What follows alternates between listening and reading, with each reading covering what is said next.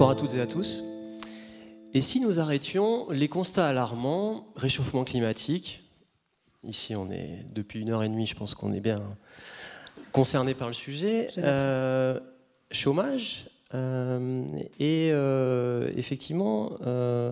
tout ce qui est lié à la maîtrise de l'énergie. Pour nous, en fait, le groupe Ulysse, le groupe d'économie solidaire Ulysse, ça a été plutôt une opportunité pour se dire, créons de nouveaux types de métiers accessibles à des personnes qui aujourd'hui sont considérées inemployables et exclues du monde du travail, pour à la fois permettre d'aller au contact de familles qui sont en précarité énergétique, on a abordé un petit peu le thème tout à l'heure, donc des familles aujourd'hui en Isère, 85 000 ménages qui éprouvent des difficultés en fin de mois, que ce soit en été ou en hiver, pour subvenir à leurs besoins fondamentaux en termes de confort et en termes de paiement, capacité de paiement des factures. Donc, précarité énergétique, non-emploi.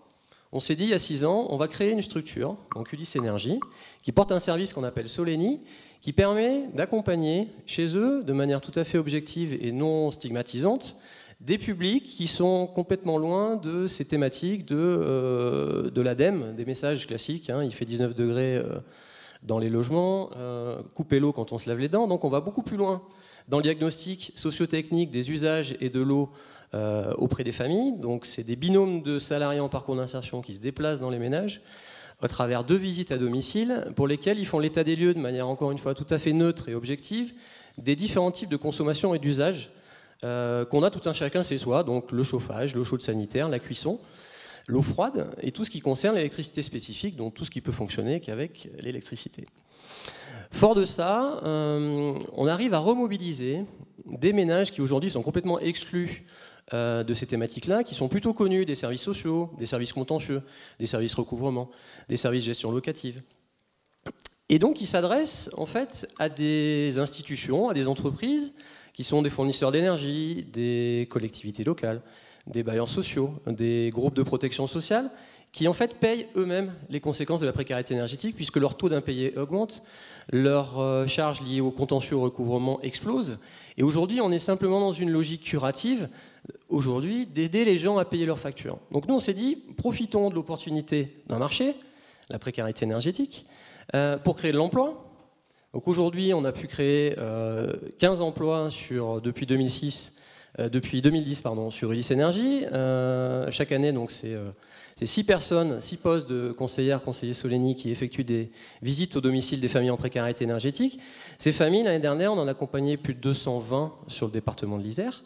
Et depuis le démarrage de notre innovation, on a accompagné plus de 1000 ménages en précarité énergétique à qui on a permis, a posteriori, de faire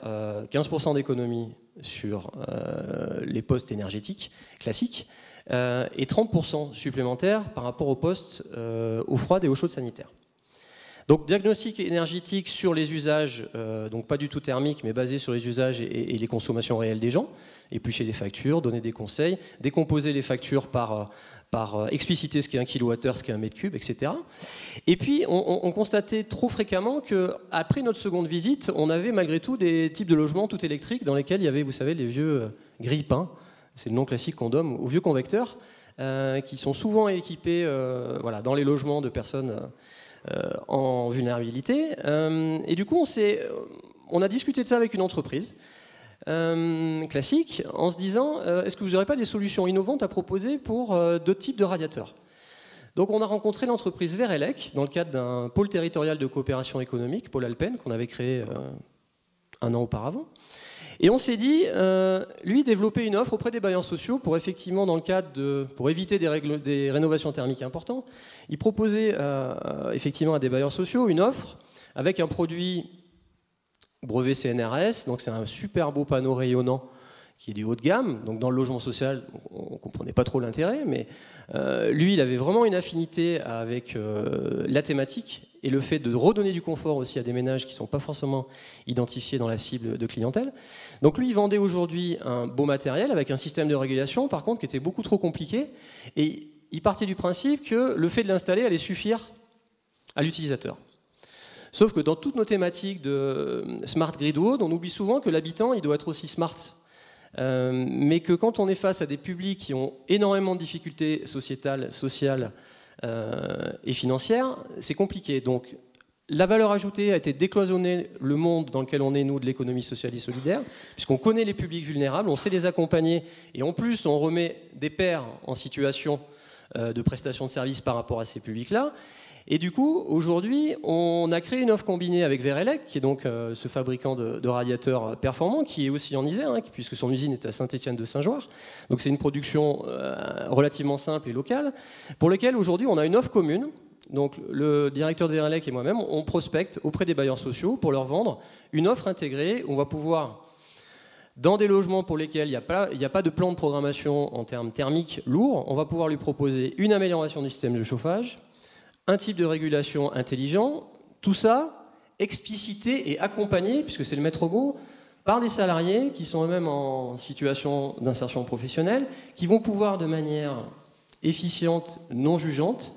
expliciter, passer autant de temps que nécessaire pour réexpliquer aux personnes comment utiliser la régulation de chauffage avec une interface relativement simple utilisateur. Donc on remet en fait du sens au niveau de la techno par rapport à son usage et par rapport au fait qu'on répond à un vrai besoin de société et à un vrai projet social. Donc ce qui nous plaît dans cette synergie entre l'innovation sociale et l'innovation techno, c'est qu'on arrive finalement à créer une activité, à créer un produit, qu'on arrive de manière aujourd'hui, alors expérimentale, puisqu'on est à quelques dizaines de logements équipés et accompagnés, qu'on est en train d'évaluer sur